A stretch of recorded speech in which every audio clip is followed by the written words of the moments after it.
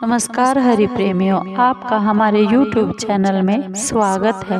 हरि प्रेमियों, कैसे हैं आप? उम्मीद है आप सब अच्छे होंगे। आइए आज का प्रसंग शुरू करते हैं। आज का प्रसंग है सफला एकादशी व्रत कथा। हरि प्रेमियों, उससे पहले अगर आप हमारे चैनल पर नए हैं तो प्लीज़ चैनल को सब्सक्राइब ज़रूर कर लीजिए और बेल आइकॉन को ज़रूर दबा लीजिए ताकि आप तक हमारे सारे नोटिफिकेशन पहुंचते रहे। हरि प्रेमियों, आपका एक भी सब्सक्राइब हमारे लिए बेहद मायने रखता है। आइए सुनते हैं सफला एकादशी व्रत कथा। हरि प्रेमियों, नए साल यानी 2024 वर्ष में पहली सफला एकादशी व्रत है। वह 7 जनवरी की है और 8 जनवरी को पारण समय है। हरि प्रेमियों, सफला एकादशी व्रत का महत्व है तो भगवान श्री कृष्ण ने युधिष्ठिर को बताया था। आइए सफला एकादशी व्रत कथा सुनते हैं। एक बार धर्मराज युधिष्ठिर भगवान श्री कृष्ण से कहने लगे, हे कृष्ण, मैंने मार्गशीर्ष शुक्ल एकादशी अर्थात मोक्षदा एकादशी का आपसे सविस्तार वर्णन सुना है। अब आप हम पर कृपा करके पौष मास के कृष्ण पक्ष की एकादशी के विषय में भी बता दीजिए। इस एकादशी का क्या नाम है और इस एकादशी का व्रत का क्या विधान है और इस एकादशी व्रत की क्या विधि है और इसका व्रत करने से किस किस को फल की प्राप्ति होती है, किस फल की प्राप्ति होती है। कृपया करके आप विधान पूर्वक हमें यह बतला दीजिए। भगवान श्री कृष्ण बोले, पौष मास के कृष्ण पक्ष में आने वाली इस एकादशी को सफला एकादशी के नाम से जाना जाता है। इस एकादशी के देवता भगवान श्री विष्णु हैं, जिनका विधि पूर्वक इस व्रत को व्रत करना चाहिए।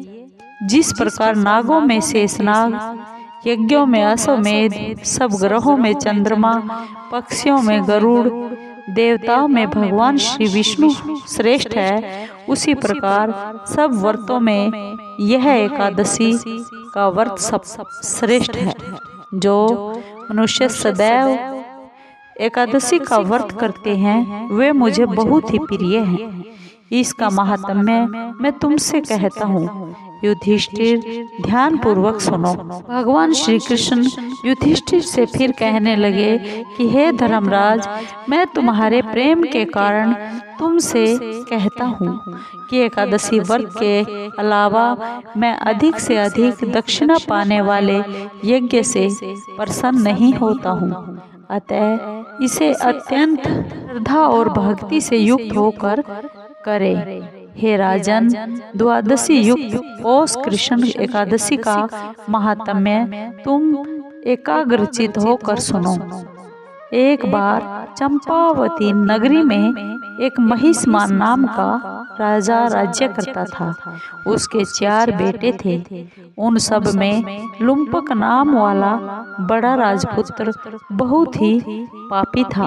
वह पापी सदा पर स्त्री गमन और वैश्यागमन तथा दूसरे बुरे कामों में अपने पिता का सब धन नष्ट किया करता था। सदैव ही ब्राह्मण, देवता, वैष्णवों की निंदा किया करता था। जब राजा को अपने बड़े पुत्र के ऐसे कुकर्मों का पता चला तो उन्होंने उसे अपने राज्य से बाहर निकाल दिया। तब वह विचार करने लगा कि अब मैं कहाँ जाऊं और मैं क्या करूं।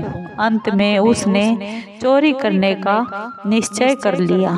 दिन में वह वन में रहता और रात को अपने पिता की नगरी में चोरी करता और प्रजा को बहुत ही तंग करता और उन्हें मारने का कुकर्म भी करता। कुछ समय के बाद सारी नगरी बहुत ही भयभीत हो गई। वह वन में रहकर पशुओं को भी मार कर खाने लगा। नागरिक और राज्य के कर्मचारी उसे पकड़ लेते, किंतु राजा के भय से उसको फिर से छोड़ देते। वन में एक बहुत ही पुराना, प्राचीन, विशाल पीपल का पेड़ था। लोग उसकी भगवान के समान पूजा किया करते थे। उसी वृक्ष के नीचे वह महापापी लुम्पक भी रहा करता था। इस वन के लोग देवताओं की क्रीड़ास्थली मानते थे। कुछ समय बाद पौष कृष्ण पक्ष की 10वीं के दिन वह वस्त्रहीन होने के कारण शीत के चलते सारी रात सो नहीं पाया। उसके हाथ और पैर अकड़ गए। सूर्योदय होते होते वह बेहोश सा हो गया। दूसरे दिन एकादशी को मध्याह्न के समय सूर्य की गर्मी पाकर उसकी बेहोशी दूर हो गई। गिरता पड़ता वह भोजन की तलाश में निकला और पशुओं को मारने में वह समर्थ नहीं था। अतः पेड़ों के नीचे गिरे हुए फल उठाकर वापस उसी पीपल के पेड़ के नीचे आ गया। उस समय तक भगवान सूर्य अस्त हो चुके थे। वृक्ष के नीचे बैठकर फल रखकर कहने लगा, हे भगवान, अब आपके ही अर्पण है ये फल, आप ही तृप्त हो जाइए। उस रात्रि को दुख के कारण रात को वह नींद भी नहीं ले पाया और नींद आई भी नहीं।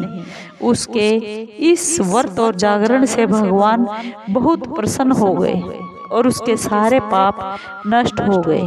दूसरे दिन सुबह एक अति सुंदर घोड़ा अनेक सुंदर वस्तुओं से सजा हुआ उसके पास आकर खड़ा हो गया।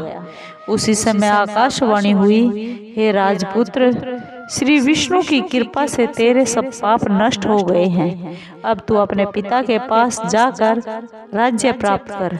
ऐसी वाणी सुनकर वह बहुत ही प्रसन्न हुआ और दिव्य वस्त्र धारण करके भगवान आपकी जय हो यह कहकर अपने पिता के पास चला गया। उसके पिता ने प्रसन्न होकर उसे समस्त राज्य का भार सौंप दिया और स्वयं वन के रास्ते चल पड़े। अब लुम्पक शास्त्र के अनुसार राज्य करने लगा। उसके पुत्र, स्त्री आदि सारा कुटुंब भगवान श्री विष्णु का परम भक्त हो गया।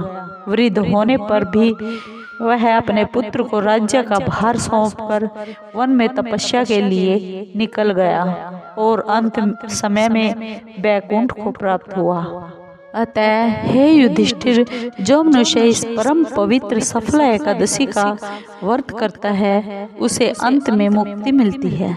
जो नहीं करते वे पूंछ और सींगों से रहित पशुओं के समान हैं। इस सफला एकादशी के महात्म्य को पढ़ने से अथवा सुनने से मनुष्य को अश्वमेध यज्ञ का फल मिलता है।